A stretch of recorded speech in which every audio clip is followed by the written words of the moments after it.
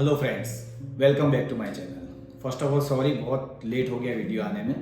आज हम लोग जानेंगे कि वॉकिंग से फैट लॉस कैसे होता है।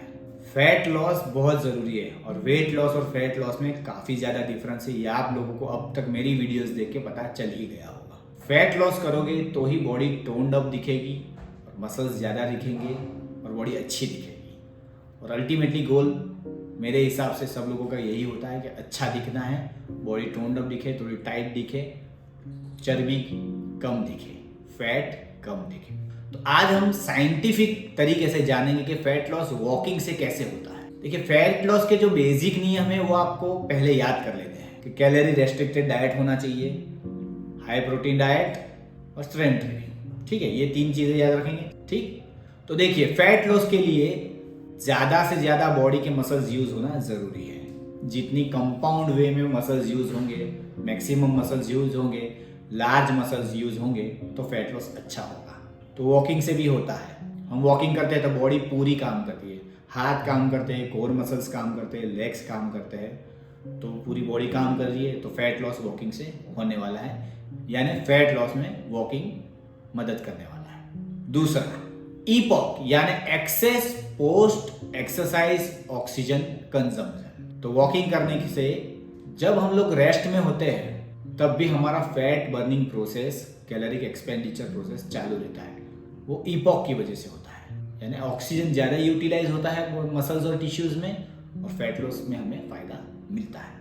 तो क्या याद रखना है? ईपॉक। तो मेटाबॉलिज्म हमारा बूस्ट होता है वॉकिंग करने से।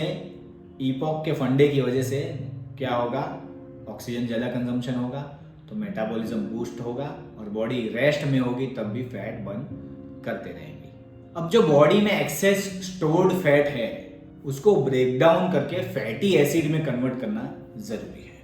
तो जो हार्मोनल रिस्पॉन्स होता है, अच्छे हार्मोन्स एड्रेनालिन और नॉरएपिनेफ्रिन, ये वॉकिंग करने से बूस्ट होते हैं। तो ये हार्मोन्स हमें फैट को फैटी एसिड में कन्वर्ट करने में मदद करता है, जिससे फैट का ब्रेकडाउन होता है और फैट यूटिलाइजेशन एनर्जी के रूप में होने लगता है और फैट बर्न होता है। तो हार्मोनल रिस्पॉन्स बढ़ाता है।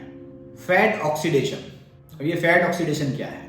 वॉकिंग एक एरोबिक एनर्जी सिस्टम पे काम करता है, यानी ऑक्सीजन का यूटिलाइजेशन होता है। तो जब भी स्लो पेस वॉकिंग या नॉर्मल कार्डियक एक्सरसाइज हम करते हैं, हाई इंटेंसिटी की बात नहीं कर रहा हूँ, नॉर्मल एक्सरसाइज में एरोबिक एनर्जी सिस्टम यूटिलाइज होता है, जिसकी वजह से फैट का यूटिलाइजेशन बढ़ जाता है as a energy source.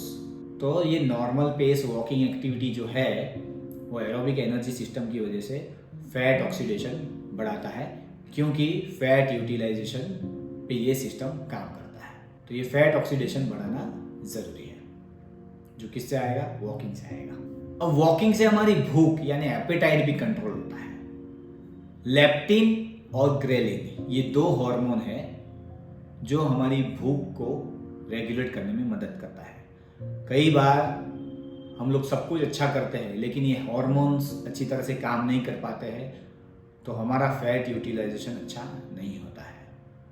Fat को बर्न करने के लिए fat as a energy source use करना जरूरी है। इसके लिए ये हार्मोन्स का रेगुलेशन होना जरूरी है। तो ज़्यादा भूख लगने, ये हार्मोनल इम्बैलेंस लेप्टिन और ग्रेलिन, इसकी वजह से भी हो सकता है। तो लेप्टिन और ग्रेलिन को अच्छी तरह से काम करवाने के लिए वॉकिंग करना ज़रूरी है। वॉकिंग से इंसुलिन सेंसिटिविटी यानी शुगर अच्छी तरह से कंट्रोल में रहता है, अच्छी तरह से यूटिलाइज होता है। ज़्यादातर हम लोग जो भी फूड खाते हैं वो फैट में कन्वर्ट होके सेव्ड हो जाता है, क्योंकि अगर अपना शुगर अच्छा नहीं काम कर रहा है तो इंसुलिन सेंसिटिविटी अच्छी नहीं है। तो लेकिन अगर हम वॉकिंग करेंगे तो हमारा इंसुलिन सेंसिटिविटी इंप्रूव होगा। तो ग्लूकोज जो स्टोर हो रहा है वो यूटिलाइज होने लगेगा। ग्लूकोज फैट में स्टोर होता है, उसकी जगह पे यूटिलाइज होगा, तो हमारा एनर्जी सिस्टम अच्छा काम करेगा। वॉकिंग की वजह से ये स्टोरेज कम हो जाएगा। तो वॉकिंग करना इसके लिए ज़रूरी है। तो हमने कितनी चीज़ें सीखी? तो फैट ऑक्सीडेशन, फैटी एसिड में conversion, improved insulin sensitivity, appetite regulation यानी भूख कंट्रोल करना, अच्छे हॉर्मोन्स एड्रेनलिन और नॉरएपिनेफ्रिन अच्छे काम करते होने चाहिए फैट को यूज़ करने के लिए एज एनर्जी सोर्स, और कैलोरिक एक्सपेंडिचर, और एक चीज़ मैक्सिमम मसल यूटिलाइज होनी चाहिए। तो ये सारा चीज़ वॉकिंग में आ जाता है। इस रीज़न की वजह से वॉकिंग से फैट लॉस होता है। लेकिन हमें ये भी याद रखना है कि इसके मैक्सिमम बेनिफिट्स के लिए वॉकिंग को स्ट्रेंथ ट्रेनिंग के साथ कंबाइन करना ज़रूरी है, क्योंकि वो कंबाइन रहेगा तो ही आफ्टर बर्न इफेक्ट की वजह से बॉडी फैट ज़्यादा यूटिलाइज करेगी जब बॉडी रेस्ट में होगी तब, और हमारी जो मेहनत है उसका फल हमें मिलेगा। बाकी वेग डायरेक्शंस में वर्कआउट करके, काम करके, सिर्फ मेहनत करके कोई मतलब नहीं है। ये साइंस जानना बहुत ज़रूरी है कि फैट लॉस इस तरीके से होता है। अगर आपको मेरा चैनल अच्छा लग रहा है, अगर आपको मेरा कंटेंट पसंद आ रहा है, तो मुझे कमेंट्स में ज़रूर बताइए। आपके कोई भी डाउट हो तो भी मुझे कमेंट्स में बताइए। See you in the next video guys.